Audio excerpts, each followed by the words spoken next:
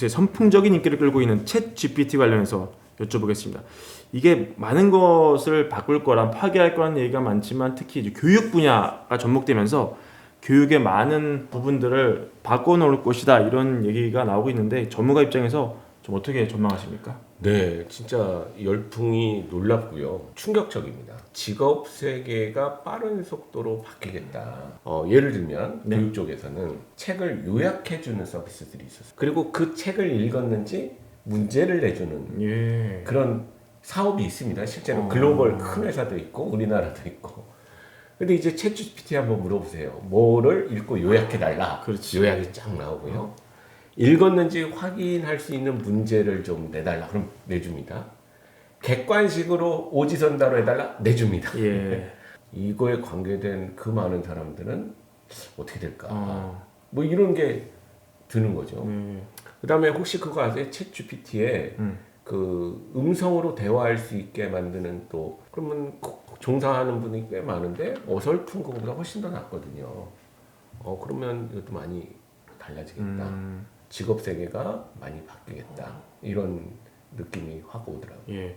그 미국 이런 학교에서는 이 에세이를 자꾸 챗 GPT를 활용해서 쓰니까 네네. 챗 GPT를 못 쓰게 하는 뭐 이런 움직임도 좀 있더라고요. 그렇죠. 그럼 못 쓰게 하면은 그 사실 알아볼 방법이 없죠. 그런 프로그램을 만든다고 하면 못 쓰게 하는 것을 방지할 수 있는 프로그램을 또 만들겠죠. 근데 이거를 못 쓰게 한다고 해결되는 문제는 아닌 것 같고 잘 써야 되는군요. 전반적으로 그렇죠. 교육의 방향을 이것도 하나의 흐름이라면 지금 말씀하신 대로 잘 쓰려면 어떻게 우리 아이들을 키워야 되는가 그런 거에 대한 고민을 미래 교육의 형태로 많이 고민해야 되지 않을까 싶어요. 특히 지금 대표님이 하시는 업무가 좀 진로, 적성, 뭐 재능을 살려주는 이런 분야라서 어떻게 접목할지 고민을 많이 하실 것 같은데 당장 현실에 옮길 수는 없더라도 이런 걸 좀 해보면 어떨까 생각하고 계신 게 좀 있으세요? 네, 예를 들면 많은 분들이 뭐 저뿐만 아니라 느끼고 있는데 이 챗GPT를 똑같이 사람들이 써도요 퍼포먼스가 달라지거든요. 질문을 잘해야 돼요. 그렇죠. 맞습니다. 핵심이.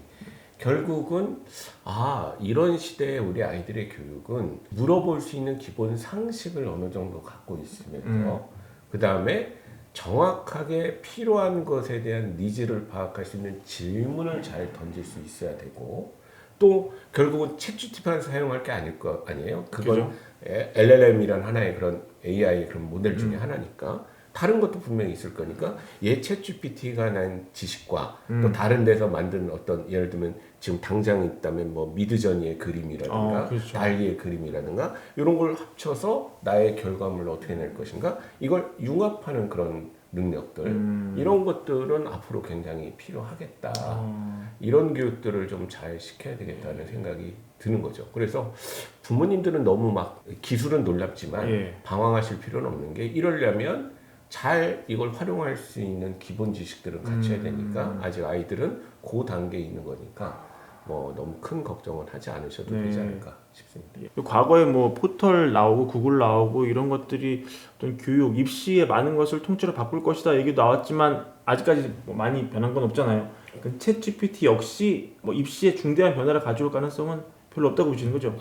근데 이제 지금 말씀 중에 재밌는 게 뭐냐면 그런 변화가 있을 건데 입시는 안 변한 이유가 우리가 안 변해서 그런 거예요. 그러니까 입시 내는 사람들이 자기 방식대로 내면 아니 미국도 뭐 비슷하지 않습니까? 그 절대 안 변하게 되는 거예요. 그러니까 기성세대들의 그런 사고대로 입시를 치르는 거니까. 그런데 이제 이런 시대에 굳이 이런 지식들을 꼭 시험으로 평가를 해야 되는가? 이런 우리 기성세대에 대한 반성이 먼저 있어야 교육이 확 바뀔 수가 있는 거죠. 앞으로 그러니까 챗 GPT가 있는데 뭐 이런 어떤 고도화된 AI가 앞으로도 발전할 거고요. 이런 세상에 우리가 과연 굳이 대학을 갈 필요 있냐? 뭐 이런 얘기도 나오고 있는 것 같아요. 이런 거는 어떻게 생각하십니까? 우리가 좋은 대학을 간 아이들은 기본적으로 아이들이 주어진 태스크에 대해서 굉장히 열심히 뭔가를 하는 거죠. 성실성이 보장되는 친구들. 그 모습은 여전히 필요한 거죠. 근데 그게 사람의 성실성이나 뭔가 이렇게 지적인 그런 노력들에 대해서 평가할 기준이 없기 때문에 대학이라는 어떤 이름 갖고 그동안 평가를 했던 거니까 만약에 그걸 다른 방식으로 평가를 할 수가 있다면 그때는 이제 대학이 무의미해질 수가 있는 건데 아직은 제가 참 괜찮은 아이야. 이거에 대한 공인된 방식의 인증 예. 이게 아직은 대학이 되게 유효하기 때문에 네. 당분간은 유지가 되지 않을까 이렇게 생각을 하죠. 이 시대에 그런 학문적으로 열심히 공부해서 성실성을 인정받은 아이도 여전히 잘 가지만 네. 그거 말고 다른 분야로 열심히 할 수 있는 아이들, 이 아이들이 챗 GPT 시대에 어떻게 살아갈 것인가에 대한 교육에 대한 방향성은 좀 더 네. 깊게 연구를 해야 되죠. 이 챗 GPT의 등장을 보고 뭐 컴공과 가야 되겠다 뭐 관련한 공대 전공이 뜰 거라는 얘기는 누구나 할 수 있을 것 같은데 네. 제가 역설적으로 챗 GPT의 부상을 보니 또 이런 걸 대학 때 공부하면 잘 결합해서 좀 좋은 결과를 얻을 수 있겠다 이런 생각도 혹시 하신 게 있는지 궁금하네요. 그렇죠. 그거는 그 인재상으로 말씀드리면 될 것 같아요. 그러면 요즘 그러면 당분간은 제일 핫하고 어디 가든 뭐 의사 자격증이 없어도 굶어 죽지 않고 네. 멋지게 잘 살아가는 그 인재상이 뭔가 그걸 알면 사실은 전공과 상관없이 이런 사람이 될 수가 있는 거예요. 네. 그러면 이 시대의 인재상이라는 것은 뭐냐? 네. 과학기술 시대이기 때문에 과학기술에 대한 이해가 높은 학생입니다. 네. 여기에 이런 기술들에 대한 잘 물어볼 수 있고 사회에 적용할 수 있고 하기 때문에 인문학적 소양이 얹어져야 되는 거죠. 그리고 활용점정처럼 딱 우리나라는 무역국가이기 때문에 글로벌한 마인드를 갖고 있어야 되는 겁니다. 그러니까 이 구조를 생각하시면 과학기술 베이스에 인문학적 소양이 2단 케이크처럼 얹어져 있고 네. 토핑처럼 글로벌 마인드가 있기 때문에 그러면 이걸 갖추려면 나는 인문사회 전공을 했으면 예. 양쪽을 신경 써야죠. 어떻게 하면 글로벌한 마인드를 가질 것인가? 과학기술에 대해서 이해를 해야 돼. 네. 공부해야 되겠다.